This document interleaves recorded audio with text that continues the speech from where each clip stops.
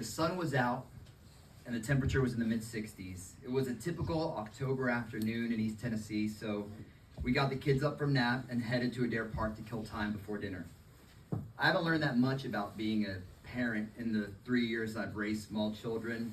I still feel like I'm throwing pencils up at the ceiling hoping they stick, and like you, I'm not really sure why I'm throwing pencils up at the ceiling, but I'm very tired and I have no idea what I'm doing half the time. But I do know two things for certain, or at least one, and it's this. If you want your kid to be happy, you've got to sew two things together nice and neat like the threads of your favorite fall flannel. First is time, the second is place. Your 3-year-old can be well rested, their mouth sticky from peanut butter and jelly sandwiches, but if your next stop is the doctor's office, that child's joy will quickly fade. Likewise, you can show up at the zoo late on a spring morning while the tigers and the elephants are out, but if your trip leads into nap time, it doesn't matter how many chimpanzees you see, your ears will be ringing on the car ride home. Of all the parks in Knoxville, we love Adair Park most. We like to divide that little park into 3 sections, all with equal joy-inducing potential. The first, right beside the main parking lot, is the playground section. That's where Alba will hold down a swing set for no less than 30 minutes at a time, and she'll hit the slides even when they're covered in ice from a January snow. Just past, near the gazebo, is the big sticks section of the park, where the evergreens drop pine cones and sticks through fall and winter. Alba collects them like seashells on the beach, and occasionally, if you don't watch it, she'll take a swing at your knees with one. Finally, there is the big open field at the back. This is where we go on Saturday afternoons to tire Alba out running in circles. We round the trail and the leaves crunch beneath the wheels of the stroller and Alba's feet as we pull onto the grass. I grab a soccer ball, freshly pumped with air, and I punt it toward the middle of the field. When I was a boy, just old enough to make memories, my dad would take us to a park just like this one, behind the house I grew up in. He'd juggle a classic black and white soccer ball on his foot, then kick it up high in the air. And my little brother and I would look up to the clouds, follow its trail back down to the grass, and chase it wherever it fell. We picked the ball up with our hands and brought it back to him, begging him to do it again.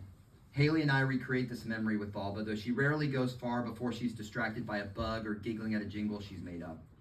That afternoon, Alba's focus is on a 94-cent Walmart calculator she calls her phone. I bought it last winter while trying to keep her busy for a few hours so Haley could rest at home with Enzo, who was just 2 weeks old at the time.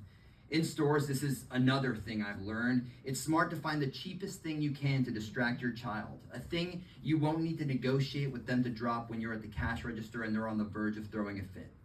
At some point in the fall, this cheap plastic calculator became Alba's phone. She grabs it, runs to a point exactly diagonal to where Haley and I pass the soccer ball, and drops to her knees, positioning it just right and squealing, "Cheese." I smile to myself every time she does it. I read studies by people much smarter than me that say children have the ability to experience fun in ways adults simply cannot. I block out 45 minutes for fun in my calendar app. Alba just has it.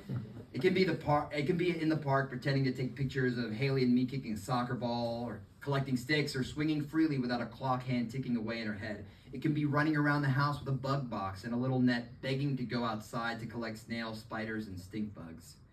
Whenever she's being really silly, Alba realizes it. She looks up to me and says, "I'm just having fun, Dad," as if she knows I've forgotten how to. And she's right. I've forgotten how to let go, how to pretend. Every day I feel like a laptop draining its battery without a charging cable in sight. And the worst part is not just that I'm exhausted, it's that I've bought in. I've traded the dreams of a 21-year-old anarchist ready to quit college and move to Cambodia to become a missionary soccer coach for those of a boring, balding conformist. I see Alba holding up her calculator phone, and my first instinct is not, "Oh, how magical."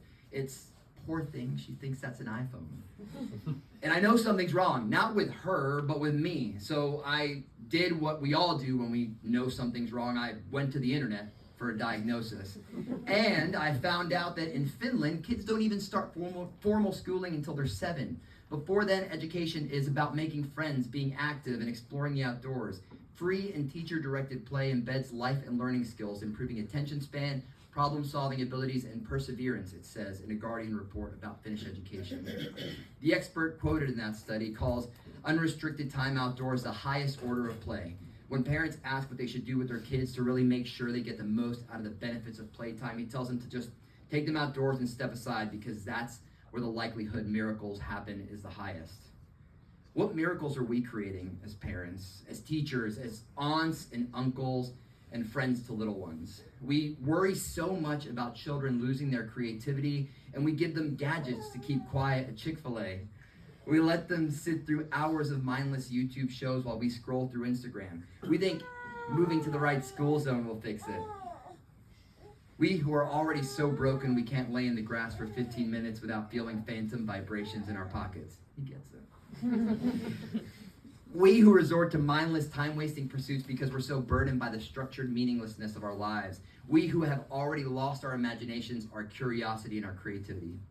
In 2018, the LEGO Foundation surveyed thousands of children in 9 countries, and more than 80% said their parents were too busy to play with them. 1 in 5 said they themselves were too busy to play. What 5 or 10-year-old has too much on their plate they can't find the time to climb a tree or build a fort or stare up and discover animal shapes in the clouds? We can blame the schools, blame technology too, I do. But we also got to look real hard in the mirror. If one day Alba or Enzo tell me, nah, can't go to the park today, Dad, agenda's already full for the day, then I'm the one who failed because I modeled that failure for them. After we left Adair Park, we got Mexican food at El Chico's. Alba spilled salsa all over her shirt, and Enzo filled his belly with enough rice and beans to poop himself awake at 6:30 the next morning. All in all, it was a good Saturday. I Googled when they were asleep and learned there's a National Be a Kid Again Day. It's celebrated on July 8th in the heat of summer, in case you want to put it in your calendar app. It's a perfect day to channel your inner child and forget all the worries of the world, including your responsibilities and work pressures, the website says. The purpose of the day is to live these 24 hours to the fullest without stressing about the future. Let out that joyful, innocent kid that's still deep down in all of us. I listen to a lot of podcasts about creativity and productivity. I watch TED Talks like it's nobody's business. I even watch them in the shower. But beyond quitting social media and tossing our smartphones into Norris Lake for the sake of our focus and routine, the better argument for getting rid of our bad habits is this: to be like our children, frolicking in the grass and giggling without any concern for how loud we are or what's next on the docket. Maybe an afternoon in the park is the classroom for the most worthwhile lessons adults can learn. To laugh, pretend, to finally, after so long, be free again.